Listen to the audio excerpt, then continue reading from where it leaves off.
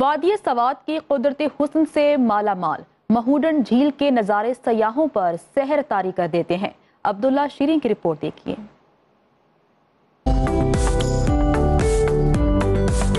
घना जंगल, दरिया के बहते पानी का शोर और दिलफरेब नजारों से घिरे पहाड़ी रास्तों पर दौड़ती जीप का सफर सयाहों को ख्वाबों की दुनिया में ले जाता है।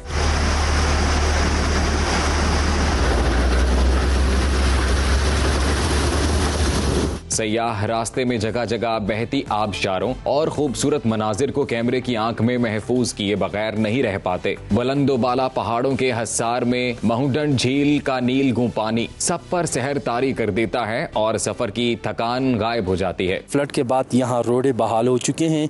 महूडन की खूबसूरती में मजीद इजाफा हो गया है क्योंकि इस साल पानी ज्यादा है, जिसकी वजह से खूबसूरत लुत्फानंदोज हो सकते हैं आप झील के किनारे पे। एडवेंचर भी है और नेचुरल ब्यूटी है, बहुत ज्यादा खूबसूरत एरिया है, लोगों को आना चाहिए। झील तक आमदरफ्त को मजीद आसान बनाकर सयाहों की ज्यादा तादाद को इस तफरीही मकाम की तरफ रागिब किया जा सकता है। अब्दुल्ला शीरीन, सुनो न्यूज़, सवात।